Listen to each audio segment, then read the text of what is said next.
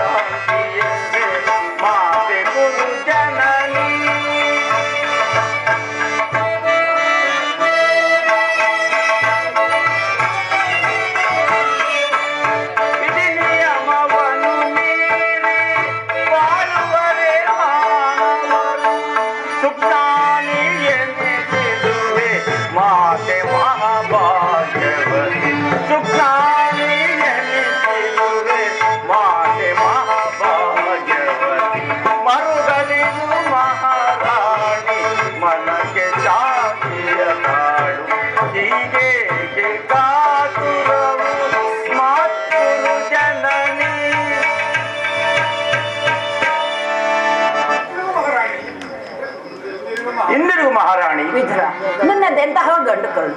ಒಂದು ಸಾರಿ ದುರ್ಯೋಧನ ಮಾಡಿದ ಅಪರಾಧಕ್ಕಾಗಿ ಆತನ ಮೇಲಿನ ಸೇಡನ್ನು ಇನ್ನೂ ನೀನು ಮರೆತಿಲ್ಲ. ಬೇಡ ವಿದುರ, ಬೇಡ. ಸತ್ತವರ ಮೇಲೆ ಕೋಪವು ಬೇಡ. ನನ್ನ ಮಗನು ಸಾಯುತ್ತಾ ಬಿದ್ದಿದ್ದರೆ ಅವನ ಗಂಟಲಿಗೆ ಒಂದು ಒಳಲಿ ಗಂಗಾಜಲವನ್ನು ಬಿಡಬೇಕೆಂದು ನನ್ನ ಆಸೆ. ಅವನು ಸತ್ತಿದ್ದರೆ ಅವನ ಕಣ್ಣುಗಳನ್ನು ಒಂದು ಸಾರಿ ಮುದ್ದಿಸಬೇಕೆಂದು ನನ್ನ ಆಸೆ. ಹೀಗಿರುವಾಗ ಬಾರಿ ಬಾರಿಗೂ ಹಿಂತಿರುಗು ಮಹಾರಾಣಿ ಎಂದು ಹೇಳುತ್ತಿರುವೆ ಅಲ್ಲ. ಹೋಗುವಿದ್ರಾ, ಹೋಗು. ನನ್ನ 100 ಜನ ಮಕ್ಕಳು ಸತ್ತರು, ನೀನು ಹೋದೆ ಎಂದು ಭಾವಿಸುವೆ. ಏನು ಬೇಕಾದರೂ ಹೇಳು ಮಹಾರಾಣಿ, ಮನೆಗೆ ಹಿಂತಿರುಗು. ಅಮ್ಮ, ಅದು ನನ್ನ ಮಗನ ಧ್ವನಿ. ಇದು ನನ್ನ ಮಗನ ಧ್ವನಿಯೋ ಅಥವಾ ಇದು ಕೃಷ್ಣನ ಮಾಯೆಯೋ? ಅಮ್ಮ, ನಾನು ನಿಜವಾಗಿಯೂ ನಿನ್ನ ದುರ್ಯೋಧನನು. ನೀನು ಇದುವರೆಗೂ ವೈಶಂಪಾಯನ ಸರೋವರದಲ್ಲಿ ಅಡಗಿದ್ದೆನು ತಾಯಿ. ನೀನು ನಿಜವಾಗಿಯೂ ನನ್ನ ಮಗ ದುರ್ಯೋಧನನೇ. ಹಾಗಾದ್ರೆ ಪ್ರಾಣ ಭಯ ಕಜ್ಜಿ ವೈಶಂಪಾಯನ ಸರೋವರದಲ್ಲಿ ಏಕೆ ಅಡಗಿ ಕುಳಿತಿದ್ದೆ? ವಿದುರ, ಎಂತಹ ಪತನವಿದು. ಇದನ್ನು ನೋಡುವ ಸಲುವಾಗಿ ನಾವು ಇಷ್ಟು ದೂರ ನಡೆದು ಬಂದಿವೆ. ಹೇಳು ದುರ್ಯೋಧನ, ಸಮರಾಂಗಣದಲ್ಲಿ ಮಡಿದನೆಂದು ಒಂದೇ ಒಂದು ಸಾರಿ ಹೇಳಿದೆ. ಆ ಮಾತಿನ ಗೌರವದಿಂದ ಈ ನಿನ್ನ ತಾಯಿಯು ದರ್ಪಿತಳಾಗೋಳು. ಮೊದಲು ನನ್ನ ಮಾತನ್ನು ಕೇಳು ತಾಯಿ, ಆ ನಂತರ ಇಷ್ಟವಿದ್ದರೆ ತಿರಸ್ಕಾರ ಮಾಡು. ನನಗೆ ನಿನ್ನ ಮಾತುಗಳೊಂದು ಬೇಕಾಗಿಲ್ಲ.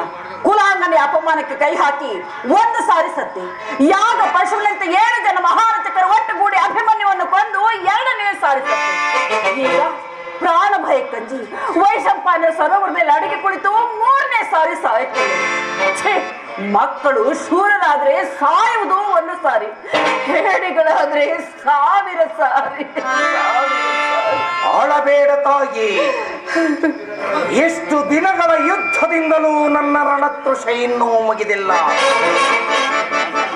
ನರಕಳೆ ಬರದಿಂದ ದೇವಿಯ ಮೂರ್ತಿಯನ್ನು ನಿರ್ಮಿಸಿ ರಕ್ತದ ಕಾಲುವೆಯಲ್ಲಿ ಸ್ನಾನ ಮಾಡಿಸಿ ಅಸ್ಥಿ ಮಾಂಸಗಳ ನೈವೇದ್ಯದಿಂದ ಮುಂದಿಟ್ಟು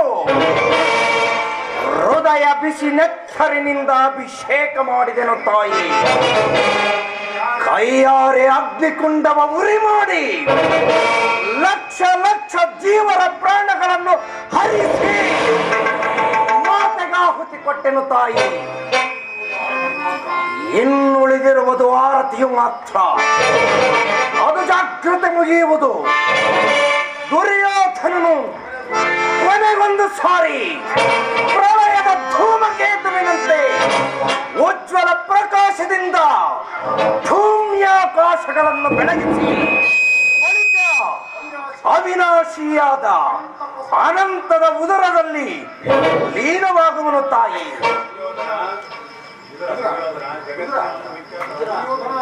ದುರ್ಯೋಧನ ಜಗತ್ತಿನ ಒಂದು ವಿಖ್ಯಾತ ರಾಜವಂಶದಲ್ಲಿ ಹುಟ್ಟಿ ಅಪಾರ ಸಂಪತ್ತಿಗೆ ಅಧಿಕಾರಿಯಾಗಿ ಹುಟ್ಟಿದೆ.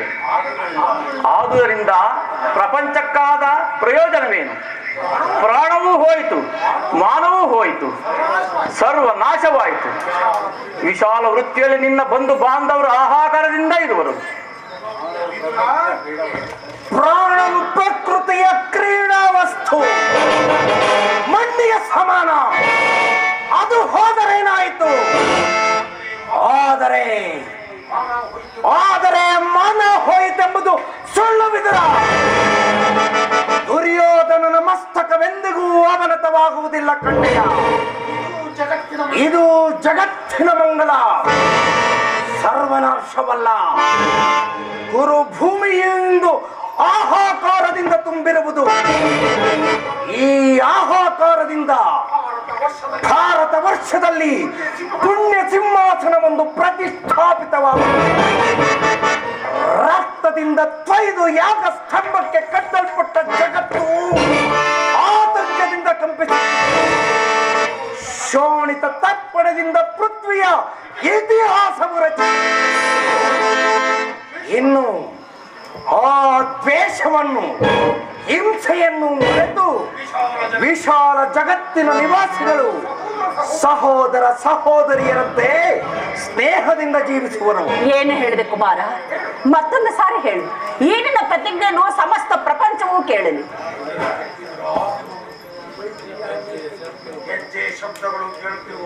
ವಿದುರ, ಹೆಜ್ಜೆಯ ಶಬ್ದಗಳು ಕೇಳುತ್ತಿರುವವು. ಇನ್ನು ನೀನು ಹೊರಡು. ಉಳಿದ ನನ್ನ ಸಹಾಯಕರಿಗೆ ತಿಳಿಸು, ದುರ್ಯೋಧನನು ಮೃತನಾಗಿಲ್ಲ. ದೇವಿಯ ಆರತಿಯು ಸಿದ್ಧಪಡಿಸುವ ಮುನ್ನ ಕ್ಷಣಕಾಲ ವಿಶ್ರಾಂತಿಯನ್ನು ಹೊಂದುವನೆಂದು.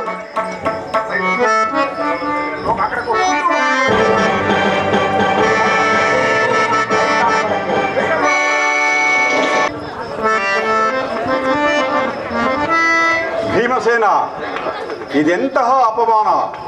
ಈ ಸಾರಿ ದುರ್ಯೋಧನನು ನಿನ್ನನ್ನು ಖಂಡಿತವಾಗಿಯೂ ವಂಚಿಸಿದನು. ನಮ್ಮನ್ನಲ್ಲ, ನಿನ್ನನ್ನು ವಾಸುದೇವ. ಈ ಭೀಮಸೇನ ಪ್ರತಿಜ್ಞೆಯು ಎಂದಿಗೂ ಭಂಗವಾಗುವುದಿಲ್ಲ. ಏನು ಮಾಡುವುದು ಜನಾರ್ದನ? ದುರ್ಯೋಧನನು ವೈಶಂಪಾಯನ ಸರೋವರದಲ್ಲಿ ಜಲಸ್ತಂಭನದಿಂದ ಅಡಗಿ ಕುಳಿತಿರುವನು. ಹೋಗು ಯುಧಿಷ್ಠಿರ, ಹೊರಗೆ ಬರುವನು. ಒಪ್ಪತಕ್ಕ ಮಾತು. ಆದರೆ ಧರ್ಮರಾಯನ ಬಾಯಿಯಿಂದ ಪುರುಷಾರ್ಥಗಳು ಬರುವುದಾದರೂ ಹೇಗೆ? ಅದು ನಿನ್ನಿಂದ ಸಾಧ್ಯವಿಲ್ಲ. ನಾನು ಪ್ರಾರಂಭಿಸುವೆನು.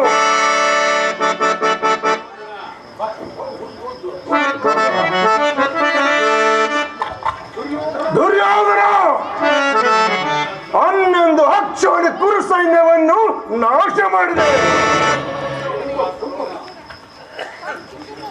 ಭೀಷ್ಮ, ದ್ರೋಣ, ಕರ್ಣ ದ್ರೋಣ, ಸೈಂಧವ, ಶಲ್ಯಾದಿ ಮಹಾರಥಿಕರು ನಿನಗಾಗಿ ಪ್ರಾಣಗಳನ್ನು ಬಿಟ್ಟರು. ಶಕುನಿಯಂತ ನರಾಧಮನು ವೀರನಂತ ಯುದ್ಧ ಮಾಡಿ ರಣರಂಗದಲ್ಲಿ ಮಡಿದನು. ಕೇವಲ ನೀನು, ಏಡಿಯಾದ ನೀನು ಸೋತ ನಾಯಿಯಂತೆ ಓಡಿ ಬಂದೆ. ಕ್ಷತ್ರಿಯಾದಮ, ಕುಲಂಗಾರ, ಭರತ ವಂಶದ ಕಲಂಕ ಸ್ವರೂಪನೇ, ಪ್ರಾಣ ಭಯದಿಂದ ಸುರವರ್ಗನೆ ಅಡಗಿ ಕುಳಿತಿರುವೆಯಾ? ಗದ ಹಿಡಿಯುವ ಎದೆ ಇದ್ದರೆ ಎದ್ದು ಬಾ. ಏತ ಕಡಗಿರುವೆಚ್ಚಿ ಸರದಿಯಳು ಏತ ಕಡಗಿರುವೆಚ್ಚಿ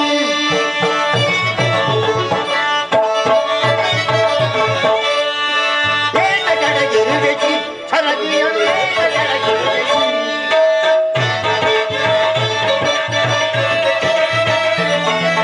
ಹೇಳಿಯಂತೆ ನೀ ಕಲದೊಡನೆ ಬಿಡುವೆನೆ ನಿಮ್ಮಯ ಹರಣವನ್ನು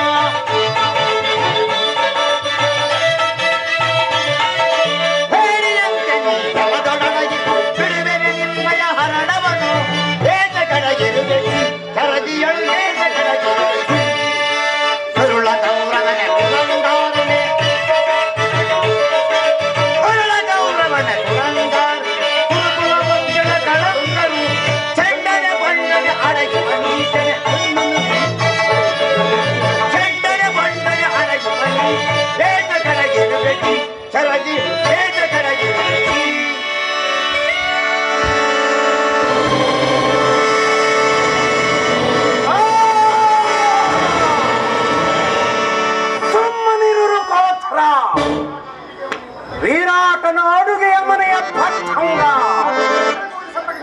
ವೀರರ ಹೃದಯವನ್ನು ನೀನು ಹೇಗೆ ತಿಳಿಯಬಲ್ಲೆ? ಯುಧಿಷ್ಠಿರ, ನಾನು ಪ್ರಾಣ ಭಯದಿಂದ ಅಡಗಿ ಸರೋವರದಲ್ಲಿ ಅಡಗಿಕೊಂಡಿಲ್ಲ.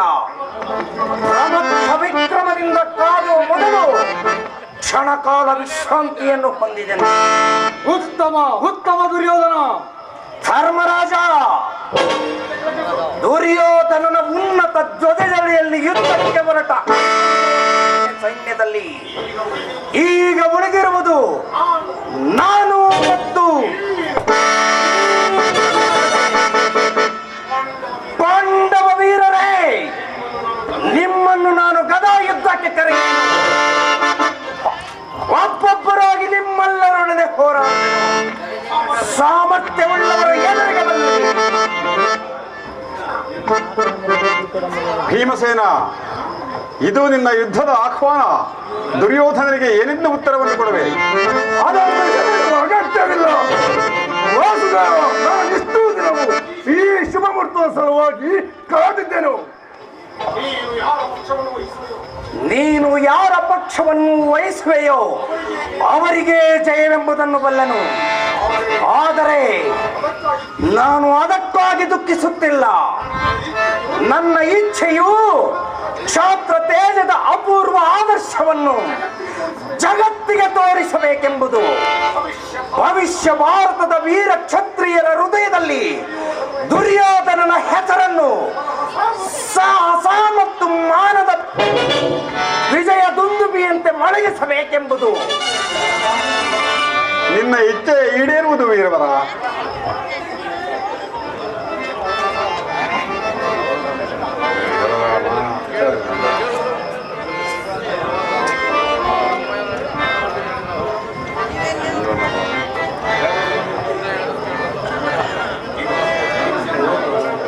ಭೀಮಸೇನ, ದುರ್ಯೋಧನನ್ನು ವಧಿಸಬಲ್ಲೆಯಾದರೆ ಸಮುದ್ರ ಪರಿವೇಷ್ಟಿತವಾದ ಧರಣಿಯ ಸಕಲ ಸಂಪದವು ನಿನ್ನದಾಗುವುದು. ದುರ್ಯೋಧನ, ಈ ಭೀಮಸೇನನ್ನು ಸೋಲಿಸಬಲ್ಲೆಯಾದರೆ ಕೀರ್ತಿಯನ್ನು ಪಡೆವೆ. ಯುದ್ಧವನ್ನು ಮಾಡುವ ಕೋತ್ರ, ನಿನ್ನ ಇಷ್ಟ ದೇವನನ್ನು ಸ್ಮರಿಸು.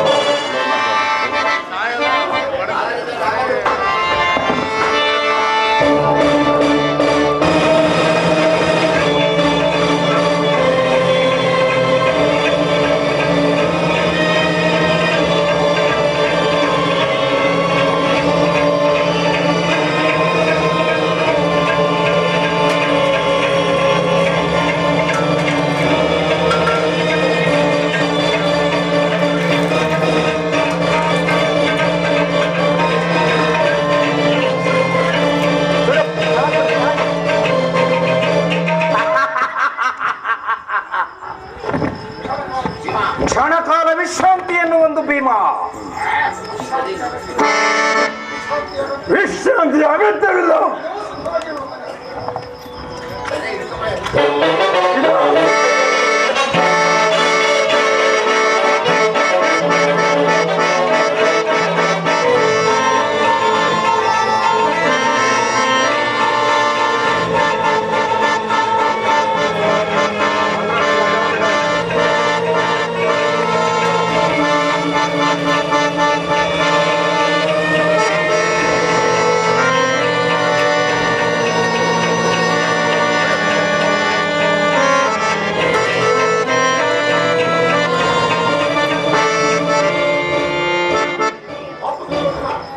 ಬಾಬು ದುರ್ಯೋಧನ, ನಿರಾಶನಾಗಬೇಡ ಭೀಮ. ತೊಡೆತಟ್ಟಿ ಶೌರ್ಯದಿಂದ ಕಾಳಗ ಮಾಡು.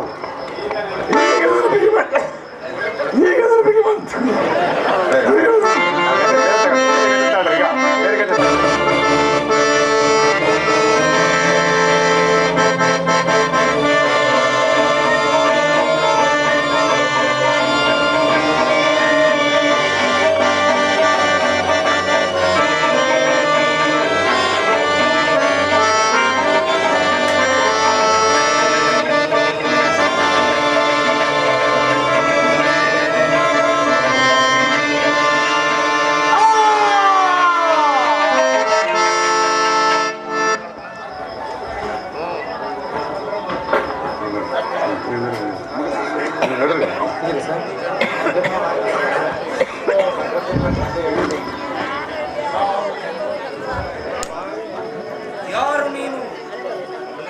ಯುಧಿಷ್ಠಿರನೇ?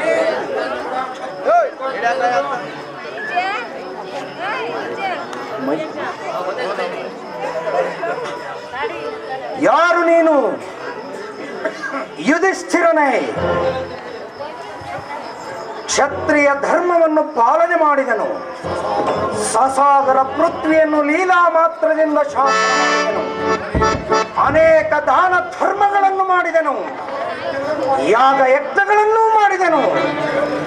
ಜಗತ್ತಿನ ರಾಜಾದಿರಾಜರಲ್ಲಿ, ವೀರರ ಸಮೂಹದಲ್ಲಿ ಅಗ್ರನೆಂದು ಗಣ್ಯನಾದನು. ಆದರೆ ಮುಂದೆ ನನ್ನ ವಿಯೋಗದಿಂದ ವಿಧವೆಯಾದ ಈ ಭೂಮಿಯನ್ನು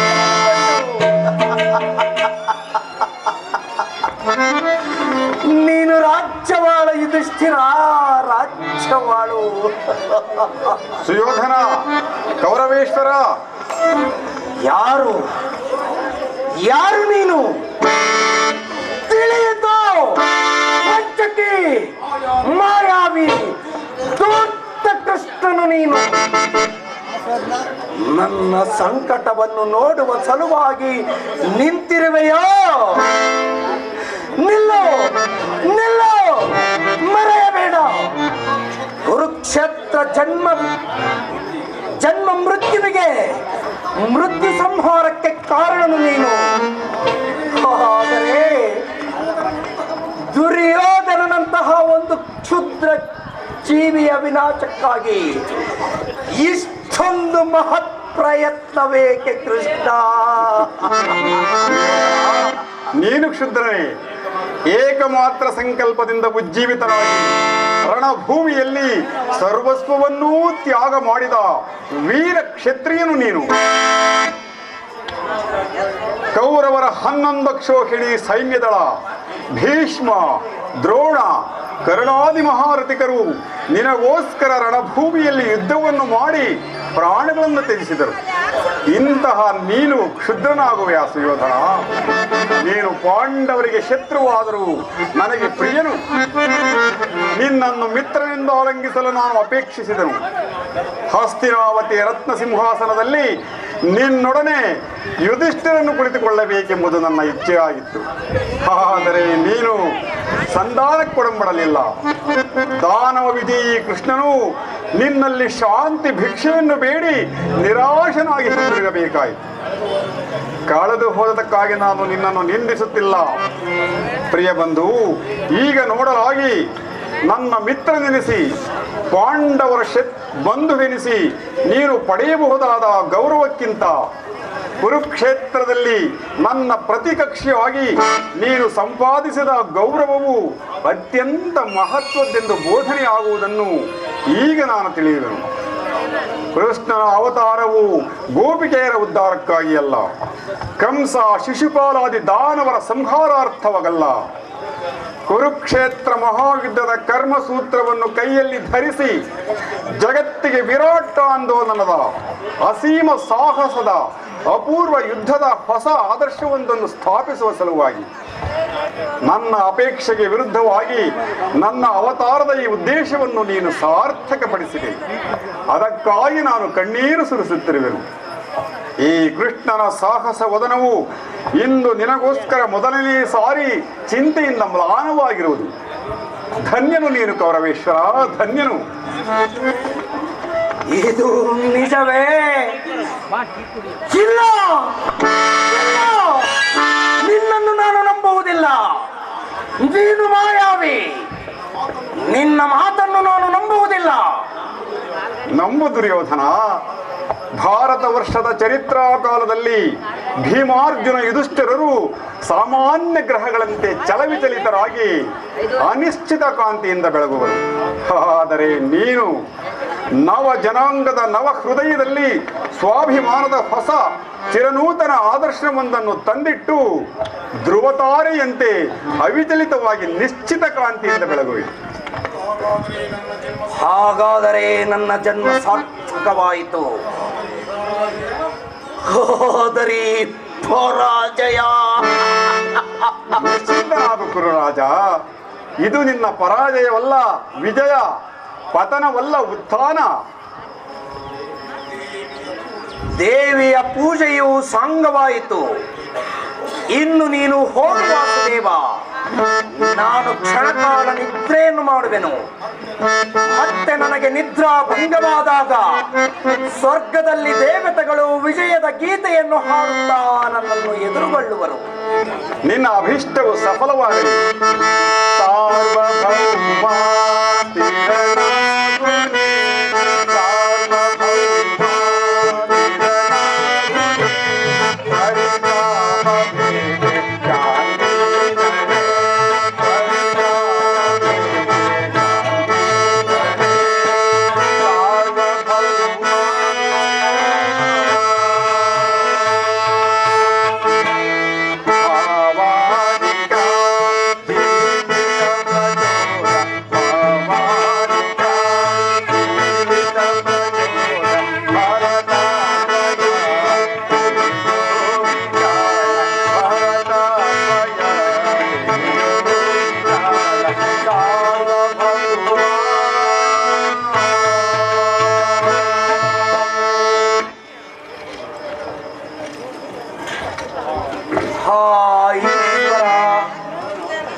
ನರನಾಡಿಗಳಲ್ಲಿ ರಕ್ತವು ಕುದಿಯುತ್ತಿರುವುದು. ಆದರೆ ನನ್ನ ರಣದಾಹವು ಇನ್ನೂ ಮುಗಿದಿಲ್ಲ. ಆದರೇನು ಮಾಡುವುದು? ಮೇಲೇಳುವ ಶಕ್ತಿ ಇಲ್ಲ. ಸಸಾಗರ ಪೃಥ್ವಿಯನ್ನು ಲೀಲಾ ಮಾತ್ರದಿಂದ ಶಾಸನ ಮಾಡಿದ ಚಕ್ರವರ್ತಿ ನಾನು. ಆದರೀಗ ಸಹಾಯಕ್ಕೆ ಸಮೀಪದಲ್ಲಿ ಯಾರೂ ಇಲ್ಲ. ಇರುವರು ಗುರುರಾಜ. ಅಶ್ವತ್ಥಾಮನು ಜೀವಿಸಿರುವನು. ಕೃತವರ್ಣ ಕೃಪಾಚಾರ್ಯರು ಪ್ರಾಣದಿಂದಿರುವರು.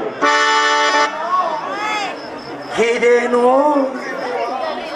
ಕನಸೇ ದೇವಾ? ಸಮಾಧಿ ಗರ್ಭದಿಂದ ಬಂದವರಂತೆ ನೀವೆಲ್ಲರೂ ಎಲ್ಲಿಂದ ಬಂದಿರಿ? ಅಶ್ವತ್ಥಾಮ, ನೀನು ನಿಜವಾಗಿಯೂ ಗುರುಪುತ್ರನೇ. ಹಾಗಿದ್ದರೆ ದುರ್ಯೋಧನನು ಈ ಮಣ್ಣಿನಲ್ಲಿ ಉರುಳಾಡಲೇಕೆ? ನನ್ನನ್ನು ಸೇನಾಧಿಪತ್ಯನ ಒಂದನ್ನಾಗಿ ಮಾಡು ಮಹಾರಾಜ. ನಾಳಿನ ಪ್ರಾತಃ ಕಾಲದೊಳಗಾಗಿ ಪಾಂಡವರ ಚಿನ್ನ ರುಂಡಗಳನ್ನು ತಂದು ನಿನ್ನ ಚರತಳದಲ್ಲಿ ಇಡುವೆ. ಪುನಃ ಯುದ್ಧದ ಮಾತು. ಕ್ಷಣಕಾಲ ಎಲ್ಲವೂ ಮುಗಿಯಿತೆಂದು ಭಾವಿಸಿದ್ದೆನು. ಆಗ ಕೂಡದೇಕೆ ರಣದುಂದುಬಿಯು ಮತ್ತೆ ಜಾಗರಿತವಾಗಲಿ. ಕೃತವರ್ಣ, ನೀರನ್ನು ತೆಗೆದುಕೊಂಡು ಬಾ. ಬಾ ಗುರುಪುತ್ರ, ನೀನು ಪಾಂಡವರನ್ನು ವಧಿಸಬಲ್ಲೆಯಾದರೆ ರಾಜೇಂದ್ರ, ದ್ರೋಣಪುತ್ರನಾದ ಅಶ್ವತ್ಥಾಮನು ಚಿರಂಜೀವಿ. ನನಗೆ ಮರಣದ ಭಯವಿಲ್ಲ ಮಹಾರಾಜ. ಪಾಂಡವರ ಚಿನ್ನ ರುಂಡಗಳನ್ನು ತಂದು ನಿನಗೊಪ್ಪಿಸುವೆನು. ವಿಜಯಶಾಲಿಯಾಗು ಕುಮಾರ. ನೀನು ಪುನಃ ಬರುವವರೆಗೂ ನಾನು ಪ್ರಾಣಧಾರಣ ಮಾಡುವೆನು. ನೋಡು ಗೌರವೇಶ್ವರ, ಭೂಮಿಯು ಅಂಧಕಾರದಲ್ಲಿ ಮುಳುಗಿರುವುದು. ನಾನು ಈ ದಿನ ಮಾಡುವ ಹತ್ಯೆಯಿಂದ ಭೂಮಿಯು ಕಂಪಿಸತೊಡಗುವುದು. ಆಕಾಶದ ನಕ್ಷತ್ರಗಳು ಭೂಮಿ ಗುರುಗಳು. ನಾನು ಈ ಪ್ರಳಯದ ಭೀಷಣರ ರಕ್ತ ಲೋಕದಲ್ಲಿ ಪಾಂಡವರ ಶಿರಗಳನ್ನು ತಂದು ನಿನಗೊಪ್ಪಿಸುವೆನು. ವೀರ,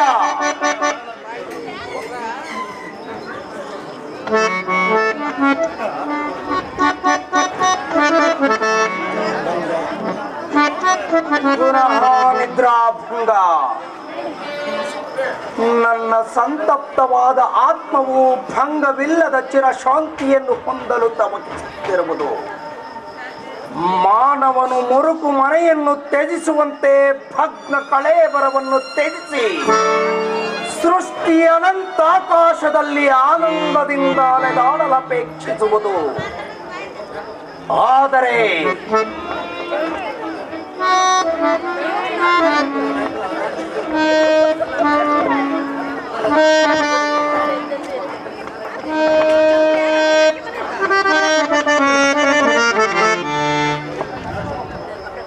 ಪುನಃ ನಿದ್ರಾಭಂಗ. ನನ್ನ ಸಂತಪ್ತ ಆತ್ಮವು ಭಂಗವಿಲ್ಲದ ಚಿರಶಾಂತಿಯನ್ನು ಹೊಂದಲು ತಮಗಿಸುತ್ತಿರುವುದು. ಮಾನವನು ಮುರುಕು ಮನೆಯನ್ನು ತ್ಯಜಿಸುವಂತೆ ಭಗ್ನ ಕಳೇಬರವನ್ನು ತ್ಯಜಿಸಿ ಸೃಷ್ಟಿ ಅನಂತಾಕಾಶದಲ್ಲಿ ಆನಂದದಿಂದ ಅಲೆದಾಡಲಪೇಕ್ಷಿಸುವುದು. ನಾನದನ್ನು ಬಲಾತ್ಕಾರದಿಂದ ಕ್ಷಣಕಾಲ ಬಂಧಿಸಿರುವೆನು. ಅದರ ಸಲುವಾಗಿಯೇ ಇಷ್ಟೊಂದು ಸಂತಾಪ, ಇಷ್ಟೊಂದು ಚಿಂತೆ, ಇಷ್ಟೊಂದು ಆತಂಕವನ್ನು ತೋರುವುದು.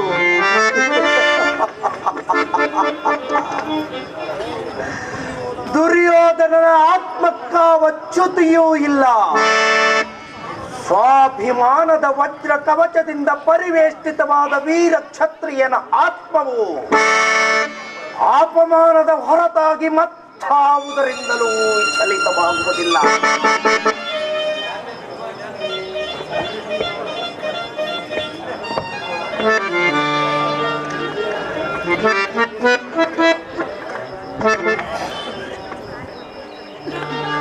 ಸ್ವಲ್ಪ ಕೆಳಗಡೆನೆ ಜರುಗ ಸರ್. ದುರ್ಯೋಧನ, ದುರ್ಯೋಧನ. ಮಾತೆ ವಸುಂಧರೆ, ಇಂದು ನಿನ್ನ ಸ್ಪರ್ಶವು ಎಷ್ಟೊಂದು ಕೋಮಲ ತಾಯಿ. ಅನೇಕ ಸಾರಿ ಬರಿಯ ನೆಲದ ಮೇಲೆ ಮಲಗಿರುವೆನು. ಚಿಕ್ಕಂದನಲ್ಲಿ ಆಟವಾಡುತ್ತಾ ಎಷ್ಟೋ ಸಾರಿ ನಿನ್ನ ಪೈ ಮೇಲೆ ಉರುಳಾಡಿರುವೆನು. ಈ ಕೋಮಲತೆ ಆಗೆಲ್ಲಿ ಹೋಗಿತ್ತು ತಾಯಿ?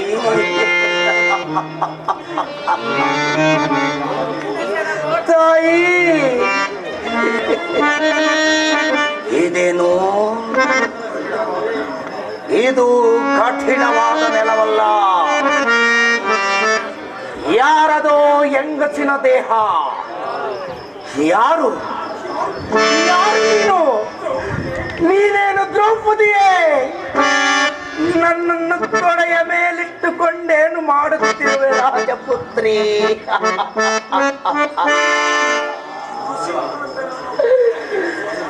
ಋಸಿಂಹನಂತೆ ನನ್ನ ವಕ್ಷವನ್ನು ಭೇದಿಸುವೆಯ? ಅಯ್ಯ ನಾನು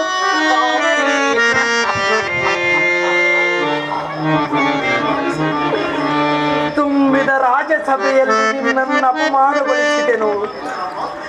ನಿನ್ನ ಮಾತೃತ್ವದ ಗೌರವವನ್ನು ಭಂಗಪಡಿಸಲಿಚ್ಛಿಸಿದನು.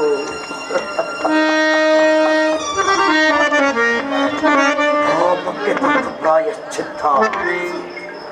ಭೇದಿಸು ನನ್ನ ವಂಶವನ್ನು ಭೇದಿಸು.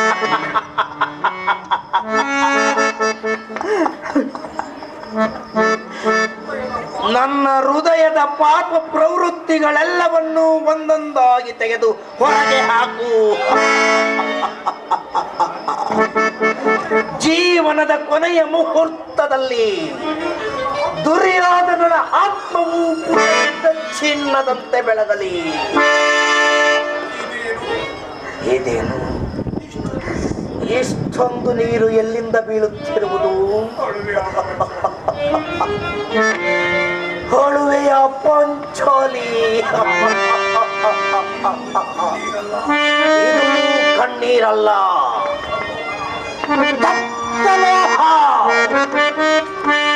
ಇನ್ನ ಇಷ್ಟೊಂದು ದುಃಖಕ್ಕೆ ನಾನು ಕಾರಣನಾದನೆ. ನನ್ನನ್ನು ಕ್ಷಮಿಸು ತಾಯಿ.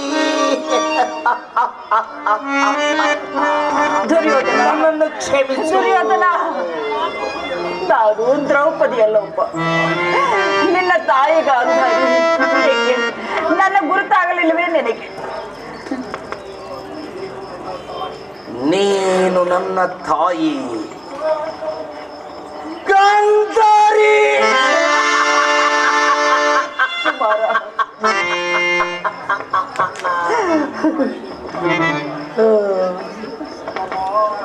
ಅಮ್ಮ,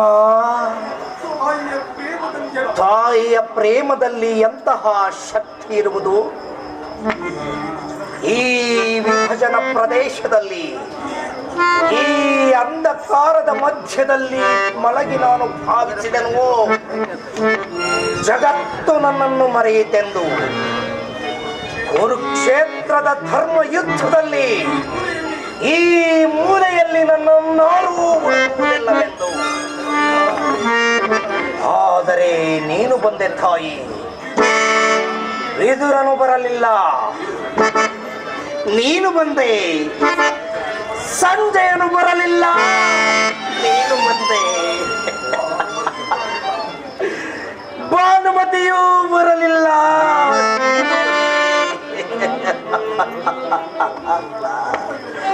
ಬಂಧುಗ ಕರ್ತವ್ಯಕ್ಕಿಂತ, ತಂದೆಯ ಅಭಿಮಾನಕ್ಕಿಂತ, ಸತಿಯ ಶೀಲಕ್ಕಿಂತಲೂ ಮಾತೃ ಹೃದಯದ ಪವಿತ್ರ ಪ್ರೇಮವು ಹೆಚ್ಚು ಶಕ್ತಿಯುಳ್ಳತೆಂಬುದನ್ನು ತೋರಿಸಿದೆ ತಾಯಿ. ತಾಯಿಯ ಪ್ರೇಮ ಸ್ವರ್ಗದ ವಸ್ತು. ಅದು ಮತ್ಸ್ಯಲೋಕದಲ್ಲಿ ಅಮರತ್ವದ ಬೆಳಕನ್ನು ನೀಡುವುದು. ಪುನಃ ಮೂರ್ಛೆ ಹೊಂದುವೆ. ಅಮ್ಮ,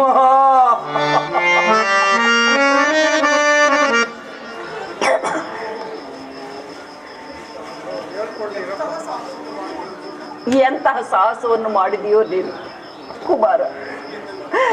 ನಿನ್ನನ್ನು ಈ ದಿನ ಪ್ರಾತಃ ಕಾಲ ಇಂದ್ರನ ವಜ್ರಾಯುಧವಾಗಲೆಂದು ಹರಸಿ ಆಶೀರ್ವದಿಸಿದನು. ನನ್ನ ಆಶೀರ್ವಾದವೆಲ್ಲವೂ ವ್ಯರ್ಥವಾಯ್ತೆ ಕಂದ, ವ್ಯರ್ಥವಾಯ್ತೆ. ವ್ಯರ್ಥವಾಗಲಿಲ್ಲ ತಾಯಿ. ಯಾರಿಗೆ ಸಾಧ್ಯ ತಾಯಿ ಆಶೀರ್ವಾದವನ್ನು ವ್ಯರ್ಥ ಮಾಡಲು?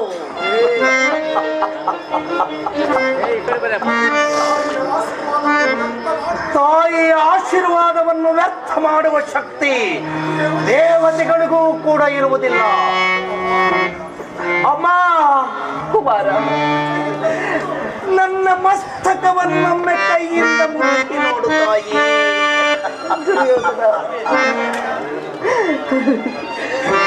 ಎಂದಿನಂತೆ ಅದು ಭದ್ರವಾಗಿರುವುದು. ಇದೋ ನನ್ನ ವಿಶಾಲವಾದ ಭುಜಗಳು, ತೋಳುಗಳು. ಈಗಲೂ ಈ ದೃಢ ಮುಷ್ಟಿಯ ಒಂದಾದೆಯನ್ನೆದುರಿಸಬಲ್ಲೆನು. ಕವಚದಿಂದ ಸುರಕ್ಷಿತವಾದ ನನ್ನ ಎದೆ, ಅದನ್ನು ಭೇದಿಸಬಲ್ಲವರಾರು. ಆದರೆ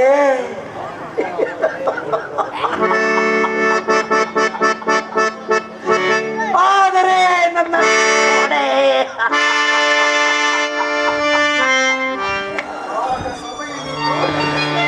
ರಾಜಸಭೆಯಲ್ಲಿ ದ್ರೌಪದಿಗೆ ತಟ್ಟಿ ತೋರಿಸಿದ ಈ ನನ್ನ ತೊಡೆ,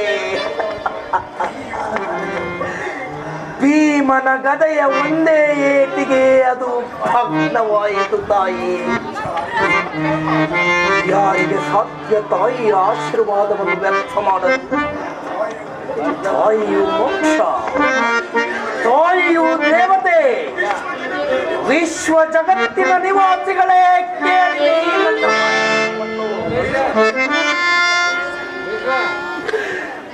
ದೇವತೆಯನ್ನಾದರೂ ವಂಚಿಸಬಹುದು, ಆದರೆ ತಾಯಿಯನ್ನು ಮಾತ್ರ.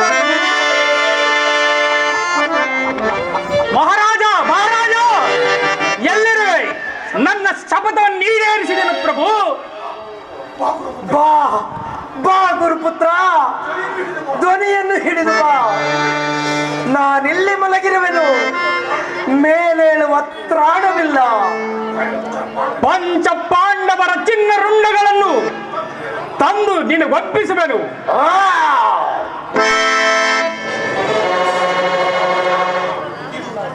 ಇದು ಕುರುಕ್ಷೇತ್ರದ ಅವಸಾನ. ಇಂದಿಗೆ ನನ್ನ ಪ್ರತಿಶೋಧದ ಆಸೆಯೂ ಮುಗಿಯಿತು. ಎಲ್ಲಿ? ಕೊಡು ಕೊಡು ಆ ಭೀಮನ ರುಂಡವನ್ನು ನನಗೆ ಕೊಡು. ಎಲ್ಲವನ್ನು ತೆಗೆದುಕೋ ಮಹಾರಾಜ. ಇದೇನು? ಇದು ಭೀಮನ ರುಂಡವೇ? ಇಲ್ಲ, ಸಹಸ್ರ ಗದಾಘಾತದಿಂದಲೂ ಒಡೆಯದ ಭೀಮನ ಮಸ್ತಕವು ಕತ್ತಿಯ ಒಂದೇಟಿಗೆ ಸೀಳುವುದೆಂದರೇನು? ಇದು ಭೀಮನ ರುಂಡವಲ್ಲ. ಉಳಿದ ತಲೆಗಳನ್ನು ಕೊಡು ಗುರುಪುತ್ರ.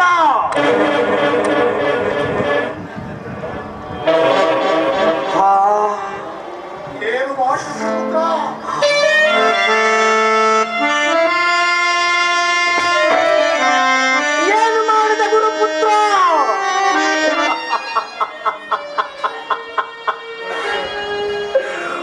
ಇವು ಪಾಂಡುನಂದನರ ತಲೆಗಳಲ್ಲ, ದ್ರೌಪದಿಯ ಮಕ್ಕಳಾದ ಉಪ ಪಾಂಡವರ ತಲೆಗಳು. ಆ ಮಕ್ಕಳನ್ನು ಕೊಂದೆಯ ಪಾಪಿ. ಭರತ ವಂಶವನ್ನು ನಿರ್ಮೂಲ ಮಾಡಿದೆಯಾ? ಪಿಂಡ ಪ್ರದಾನಕ್ಕಾಗಿ ಒಬ್ಬರೂ ಉಳಿಯಲಿಲ್ಲವೇ? ಆ ಈಶ್ವರ, ಎಂತಹ ಅನರ್ಥ ಅತ್ಯಾಚಾರವಿದು! ನನ್ನ ಹೃದಯವು ಒಡೆಯುತ್ತಿರುವುದು. ಆ ಗಾಂಧಾರಿ, ಅಮ್ಮ, ಈಶ್ವರ. ದುರ್ಯೋಧನ, ಕುಮಾರ,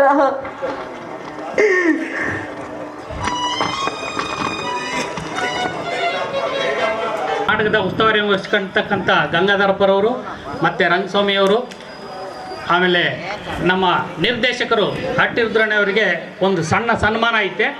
ಅವರು ಈ ವೇದಿಕೆಗೆ ಬಂದ ರೈತ ಸಂಘದ ಉಪಾಧ್ಯಕ್ಷರು ರಂಗಸ್ವಾಮಿ ಅವರು ಈ ವೇದಿಕೆಗೆ ಬರಬೇಕು.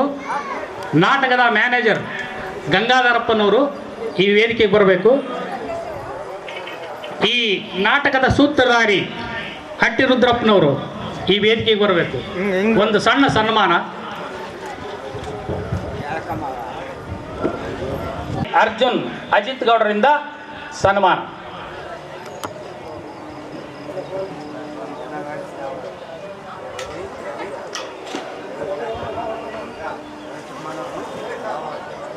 ಬಹಳ ಹೃದಯಪೂರ್ವಕವಾಗಿ ನಮ್ಮನ್ನ ಆಶೀರ್ವದಿಸಿ ಪ್ರತಿದಿನ ಇವರ ಏನೇ ಕಾರ್ಯಕ್ರಮ ಇದ್ರೂ ನಮ್ಮ ಹತ್ರ ಬಂದು ಇವರ ಸಲಹೆಗಳನ್ನು ನಮಗೆ ಕೊಟ್ಟಿರ್ತಾರೆ.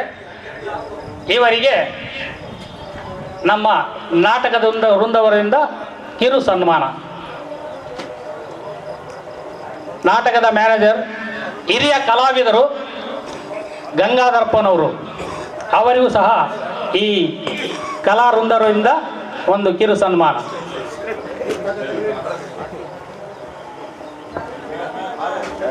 ಕುರುಕ್ಷೇತ್ರ ನಾಟಕದ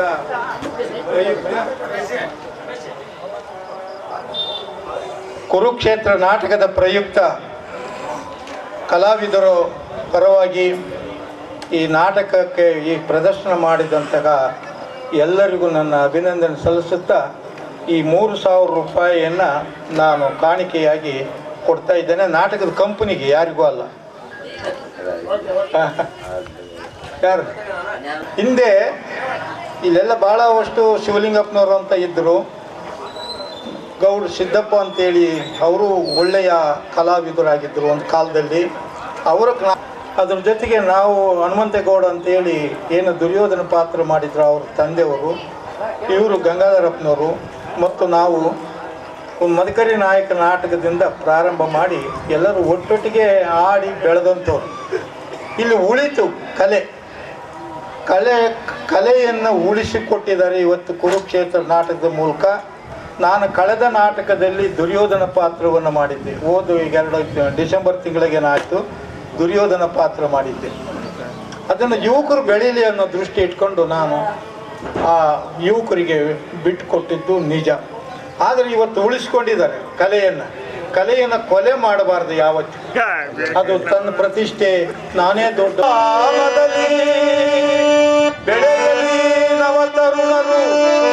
ಬೆಳೆಯಲಿ ನವತರುಣರು ನಾಟಕ ರಂಗದೋಳ್ ಸುತ್ತೇಳಲ್ಲಿಗೂ ಹೆಸರು ಗಳಿಸಲಿ ನಮ್ಮೂರಿನ ಕಲಾವಿದರೆಂದೇಳ್ತ ಮುಕ್ತಾಯ ಮಾಡುವನು.